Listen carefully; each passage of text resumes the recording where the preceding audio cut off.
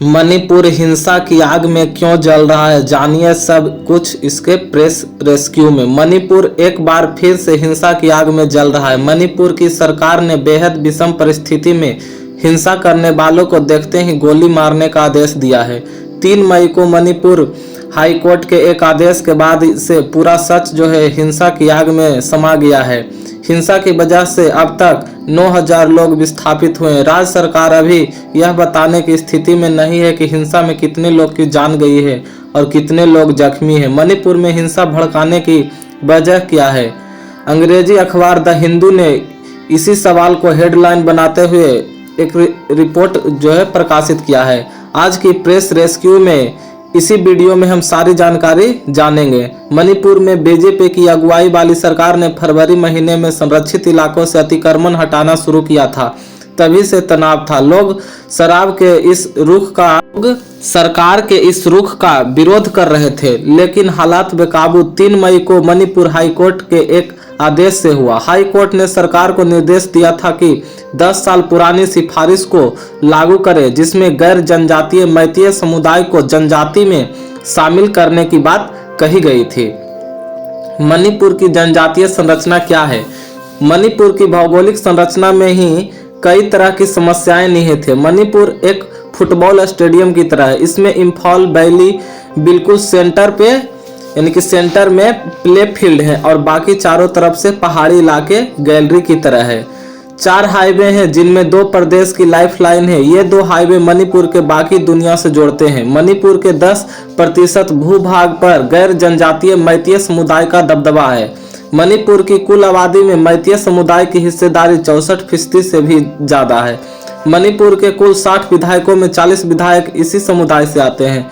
90% पहाड़ी भौगोलिक क्षेत्रों में प्रदेश की 35% मान्यता प्राप्त जनजातियां रहती है, लेकिन इन जनजातियों से केवल 20 विधायक ही विधानसभा पहुंचते हैं। मैतेई समुदाय का बड़ा हिस्सा हिंदू है और बाकी मुस्लिम। जिन 33 समुदाय को जनजातीय का दर्जा मिला है वे नगा और कुकी जनजाति के रूप में जाने जाते हैं।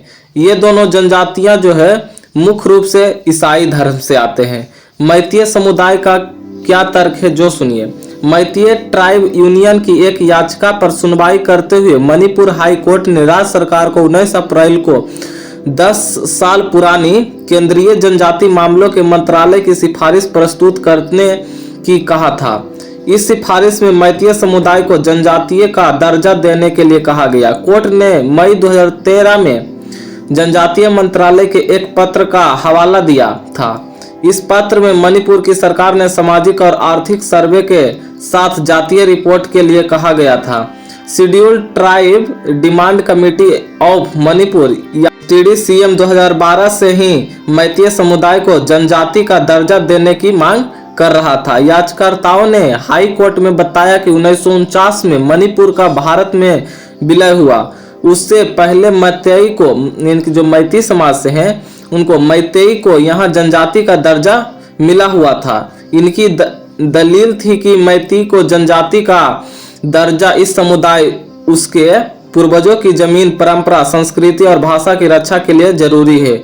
SDTCM ने यह भी कहा था कि मैतेई को बाहरियों के अतिक्रमण से बचाने के लिए संवैधानिक कवच की जरूरत है। इनका कहना है कि मैतेइयों को पहाड़ों से अलग किया जा रहा है, जबकि जिन्हें जनजातियों का दर्जा मिला हुआ है वे सिकुड़ते इम्फाल वैली में जमीन खरीद सकते हैं।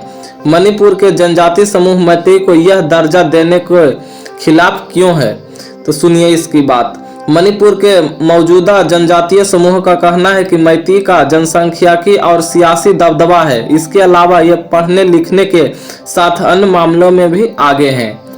यहाँ के जनजातीय समूहों को लगता है कि अगर मैतेई को जनजातीय का दर्जा यानी कि जनजाति का दर्जा मिल गया तो उनके लिए नौकरियों के अवसर कम हो जाएंगे और वे पहाड़ों पर भी जमीन खरीदना शुरू कर देंगे। ऐसे में वे और हाशिए पर चले जाएंगे।